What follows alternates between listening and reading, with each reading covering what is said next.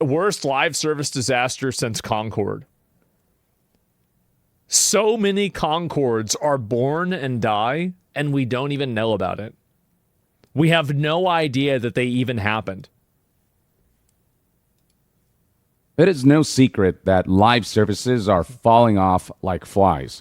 Once upon a time, just bad games. I think it's bad games, not live services, just bad games. It was a new market that was untapped, and as game companies rushed and raced towards it, that market became oversaturated. And so now it's more difficult than ever to succeed in the live service space. We see more failures and flops and shutdowns than we see massive, billion-dollar successes in this day and age. I mean, we saw Concord completely flop, and this was something that Sony pushed tremendously and spent hundreds of millions of dollars on, only to be shut down 2 weeks later and having to issue full refunds, making $0. Negative Highguard dollars. came out as a free-to-play experience, and that's a game that did not last long. And even veterans like Bungie are struggling in the Concord trilogy.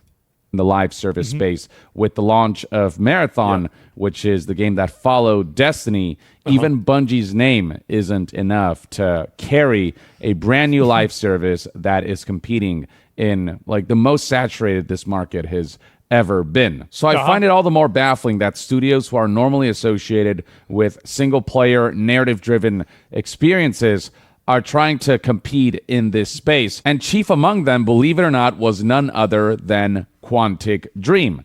Yes, folks, the same developers behind games such as Fahrenheit and Detroit Become Human, Heavy Rain, Beyond Two Souls. These are almost like interactive movies, you know what I mean? So their experience with live service is pretty minimal, though they did try to attempt at breaking into the market with this game right here called Spellcasters Chronicles. Now, if you're looking at I didn't even hear about this game. These are the dude. It's like, again, it's like astronomy where they say, entire solar systems are born and die, and we can't even tell.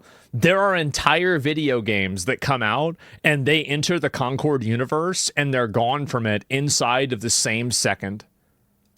This game and going, what is this game? Did it even come out? I wouldn't blame you. I actually didn't know about this until the notice that the game would be shutting down not long after launch. The game launched back in February 26th of 2026.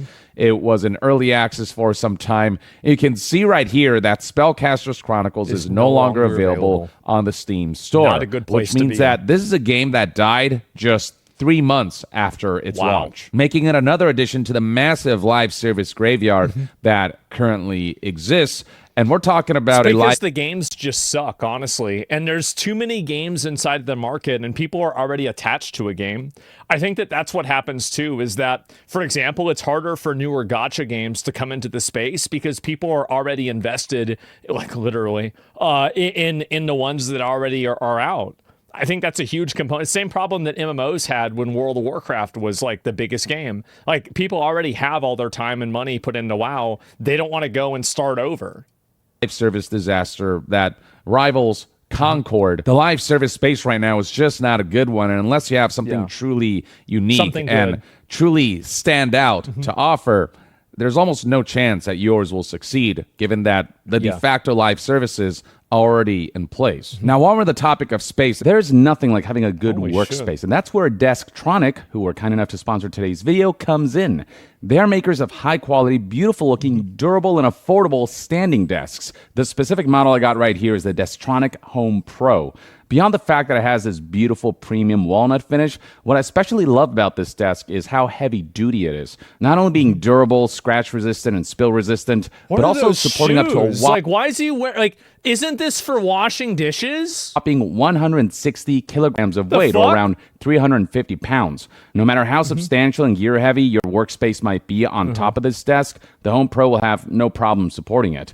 Its height adjustability is also a highlight. Not only having no issues handling a pretty good amount of weight, but also being incredibly quiet, swift, and smooth during operation, keeping a workspace secure during ascension or descension. All the while, the desk feels reassuringly sturdy, with practically non-existent wobble during normal use. Like, you really have to try to make this thing wobble. Not to mention conveniences such nice. as the USB-A and C charging ports to the left and right of the control panel, cable really- management slots to the left and right, Damn. as well as the myriad customization options such as It's $500. Fuck. I feel like I like my desk, but like, that's actually a good. size and material of the desk, as well as the color of the frame, allowing you to really make your workspace your own. It's probably $700. The one I got right here is an 80 by 30 It's actually inch a good desk, deal. making it a very spacious workstation I need an L that desk, extends pretty wide. So if you're in search for a L-shaped. new desk that you can be confident in and that won't break the bank, it doesn't get better than the Desktronic Home Pro. And you can get yours by using my link in the description and comment section below with up to a 5-year warranty as well as free shipping. All right, so let's take a look actually at a good what ad. exactly went down with Quantic Dream's live service that failed to blip on anyone's radar, Nobody really. cared. So right here we have the statement that Born Quantic and Dream died. published on May 20th, 2026. So not that long ago, the statement reads as follows. Today, Quantic Dream is announcing the discontinuation of the development of Spellcasters Chronicles. With this project, our team set out to explore new creative territories and create a bold, original multiplayer experience. Spellcasters Chronicles allowed us to experiment with new concepts and bring to life an ambitious game shaped by the talent, creativity, and dedication of everyone involved. However, in today's particularly challenging market environment, the game has not reached the audience needed to ensure its long-term sustainability. We have therefore Abort. made the difficult decision to refocus Abort. our efforts on our other projects. Probably a good idea. Take it out to the barn. Put it out of its misery. Yeah, especially if we're talking about single-player projects that Quantum Dream specializes in. Another top-level, artistically designed application to McDonald's. Should probably stick to. As part of this decision, the studio will undertake an internal reorganization. So that basically means layoffs. That's just the polite way of framing it, which is kind of off-putting if you ask me, the way companies constantly try to minimize and try to frame the narrative of layoffs as, just a reorganization is something less than what it really is. See, I would take his word. I agree with him, but actually the Goyim need to have these euphemisms because whenever Tim Sweeney said, yeah, we're gonna have to lay some people off, everybody lost their mind and they got really mad at him. So as much as the Goyim might say that they want the truth, I think that the Epstein files prove that they can't handle the truth. It's restructuring. It's a reorganization. We're reevaluating our profit indicators, and your job has been seen as not needed anymore. Well, what does that mean? It means here's the security guard, and you're going to have to leave now. Goodbye. Reality. We are fully committed to handling this transition with fairness, care, and respect, and will Just the way prioritize it is. internal reassignments whenever phrasing. possible and wherever possible to support our other productions. And then they emphasize that projects that have already announced that Quantic Dream is working on have not been impacted, stating that the development of Star Wars Eclipse is not affected by this decision and Oh, no, they're continues making as that? planned. Oh, As for God. what the future No. holds for Spellcasters Chronicles in particular, I'm it scared. reads right here that it will remain accessible online until June 19th, 2026, when the servers The game dies the day the slaves were freed. What are the odds of that? will be shut down. All amounts spent during early access will be crazy. eligible for a full refund upon It's poetic, request. yeah. Further Great details day. will be shared in the coming days through the game's official channels and Discord. And then they thank everyone, so on and so forth. But yeah, June 19th, which is just 18 days away, a little over 2 weeks, that's when Spellcasters Chronicles will It's dead immediately, disappear too. and fade into the Yeah. ether as quietly as it launched. But yeah, I mean, if you look at Steam charts, it's pretty apparent Dude, exactly why this game 27? died so quickly. Oh my God. Looking at this game's stats in particular, you'll see player numbers Jesus. that are utterly abysmal for Yeah. a live service, with an all-time peak that did not even break 1,000 888. players. And even at that stage, the player numbers fell off incredibly quickly into the double digits when it comes to daily players. This was never going to be brutal. sustainable. From day one, this game Wow. was as good as dead. We are talking about numbers that are comparable to the likes of Concord, a game that you may recall that at its peak only had 697 concurrent players. This is going to sound really stupid, but I keep imagining the number for Concord is higher. And it's like every time that I see it again, I'm still shocked that it was that low. Like, in my mind, I thought that Concord had, like, 900. But no, it was 600. It's almost 700, to be fair, but, like, 600. On Steam. Some of the saddest figures I've seen like for a AAA like a Mandela live effect. service that, again, hundreds of millions of dollars were spent on. Yeah. This new live service from Quantic Dream, Spellcasters Chronicles, only managed to achieve an all-time peak that is just 200 roughly more players than Concord was at its all-time peak. But what makes things worse for Spellcasters Chronicles is the fact that, unlike Concord, which was a premium priced game, Spellcasters Chronicles was actually free to play. Wow. There were like founders packs and stuff like that gave you bonuses, but in terms of just diving into the game, you could do that for free. And so the fact that even when it was free, it only managed to achieve these numbers and only slightly above the premium price Concord goes to show that Spellcasters Chronicle probably performed worse in many aspects. Concord did come out on other platforms, so it likely had more of an audience base when it comes to potential sales it could achieve, whereas Spellcasters Chronicles, still being in early access, was only available on Steam. And so Spellcasters Chronicles definitely had a much more limited player base.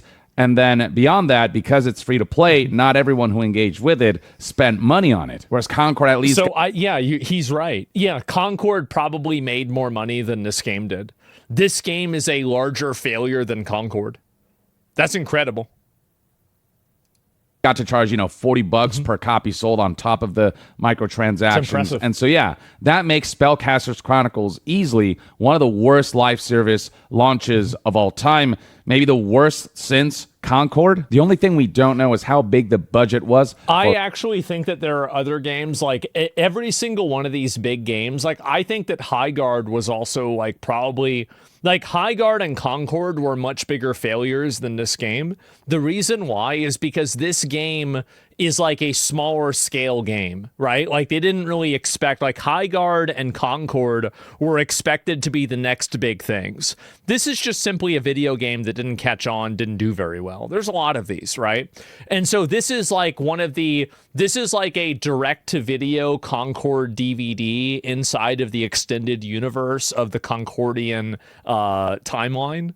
But it's really not part of the, what would it be? CCU, right? The Concord Cinematic Universe. For Spellcasters Chronicles, how much money Quantic Dream invested into this title? I don't imagine that Spellcasters Chronicles was as expensive as Concord, but it doesn't change the fact that it was likely a significant sum. And Quantic Dream stated right here that they are offering full refunds for... Isn't it also really funny that, like, everybody was joking about the Concord tax, and then everybody was joking about how, Sony's going to make the PlayStation more expensive, and everybody's like, ha ha ha, yeah, that would be funny.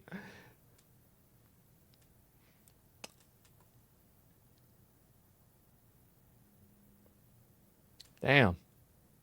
How about that? Any amount spent during early access. And so this is a huge loss no matter how you look at it. They're going to make practically $0 from this. That's on top of the overall net loss from the amount of money spent on this game's budget and millions the of dollars development that were of it. lost. As for what exactly Spellcasters Chronicles was, it was basically a third-person MOBA kind of experience, 3v3 action strategy battles, summon hundreds of creatures, cast devastating spells, and call upon the might of Titans to rise as the most powerful member of the community of spellcasters and shape the fate of the world. That's what the synopsis... By the way, look at the color of that fireball.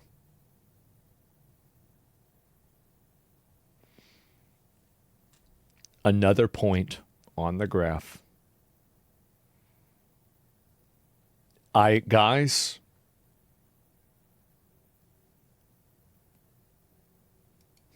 this reads like, and this is kind of what the game purple used to equal win. Now it doesn't. Looks like. And, it doesn't look bad by any means. Yeah, it does. Well, this is garbage. Why there would are anybody aspects want to of do its this? visual aesthetic, I think that... Oh, shut up. Shut up. You're trying to be nice because you work in the industry, you're a voice actor, you're trying not to shit on it. Here, let me translate this. This is a piece of shit that nobody wants. That's it. That's what it is. And he knows it. He knows he might not be able to say it. I can say it. It's a piece of shit. Nobody wants it. That does look cool. Nope. But with all said and done, does it stand out so much that it had any chance of standing out from the pack? I don't know. I can't say. Well, I can say. There are aspects of the Titans that looks really cool, but overall, like, this is a MOBA, and we have seen that kind of experience before, and, you know, they try to add some of their own bits and bobs here and there to... They're not Valve. They can't make a new MOBA. Only Valve can make Deadlock. That's it. Why would anybody play this horse shit if you could play Deadlock? Try to make it stand out. But ultimately, it's not something that was so completely new and so newly creative and bold and so on and so forth that it stands out from the existing MOBAs that are kind of the de facto go-tos. And, you know, when it comes to third-person MOBAs, that's not a new territory either. You know, you've got games like Smite that came long before Quantic Dream did with this title. And, you know, kind of had a foothold in that arena for a while. Yeah, maybe Spellcasters Chronicles would have had some chance if there was any kind of marketing surrounding it. Yeah. I don't recall, like, ever hearing about I think that if there was any marketing surrounding this game, it would have been received even worse. This is the type of game that the more you see it, the worse it gets.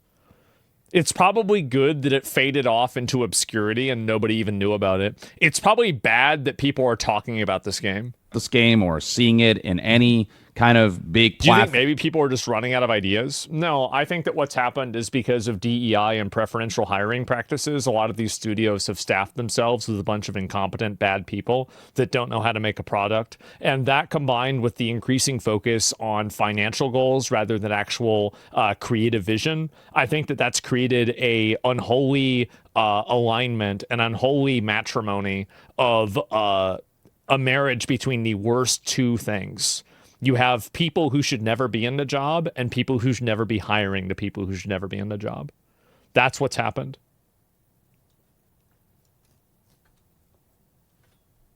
The fuck? Form that, you know, allowed this game to spread when it comes to word of mouth or for it to be seen by a mass audience. Like, I had no idea this game existed, that this title was a thing until its live service shutdown was announced and word about it began to spread. It's a crash. And I heard that it came from none other than... Gaming right now is better than it's ever been. I am a huge, like massively like optimist with gaming. I'm a huge optimist, but I think that really whenever you see these big studios that have like industry clout that fail, it's because they've been infected. And like what's happening is that these big studios get infected with this bullshit. Smaller studios don't, so they're able to produce products at a better and faster rate. And also, I think that non-Western studios are able to produce well. Like, for example, Crystal Abyss made Crimson Desert, great game. I think also Chinese studios are doing a really good job. You're starting to see Indian studios come into the mix. I think they're going to have to work a little bit harder to really kind of line something up and make it good. But, I think it's possible. It will happen. Pearl Abyss. Crimson Desert is bad. You need to play the other Can't Wait for Poop game. Which one? And Capcom released two big games this year. Yeah, Capcom is great. So it's really just a handful of them. And Quantic Dream, which I thought was just like such a mismatch when it comes to Quantic Dream being the last studio you'd expect to tackle a live service. And look, I'm not one to dictate which game companies are not allowed to try their attempt at a live service experience. All I'm saying is it feels like just... If you're attempting live service because you are looking at it from a business perspective, you will fail. If you're attempting live service because you're looking at it from a creative perspective, you will probably also fail, but you'll have a higher chance to succeed. Recipe for disaster more often than not. Like, to stand out from the existing pack is incredibly difficult. Yeah. To stand out from the existing oversaturated market is just, it's damn near impossible. It is. You really have to really hard. Catch lightning in a bottle. That's really what it comes down to. And for a studio that isn't necessarily known for this kind of experience, to delve into this arena was always going to be a massive risk. And in the case of Quantic Dream, it ultimately did not pay off. And this has been nothing but a huge money black hole for them. Hopefully that's something that they can bounce back from with future releases like the new Star Wars game that they're working on. And no doubt I'm so sad to see that they're the ones that are making Star Wars Eclipse. Star Wars Eclipse was like one of the, like, I'm more excited about that than like the new KOTOR. Like, I feel like there needs to be a Star Wars game that is R-rated. I think we need that, bro. Like, we need that. I deserve that, okay? Like, yeah, great trailer. Yeah, the trailer for that game sold me so hard. I like, with them, the drums and everything. Oh my fucking God, was it amazing. It's one of the best trailers I've ever seen for a Star Wars game, ever. Yeah, gore and dark and horror. Exactly. Like, you know, I don't know, like, really, the drumming game? Yeah, imagine Jabba the Hutt tits. No, that wasn't, I was thinking more about, like, you know, Sith Lords fighting, you know, like, demons and shit like that, right? Like, Force Beasts. Like, I wasn't thinking about, should we just ban him?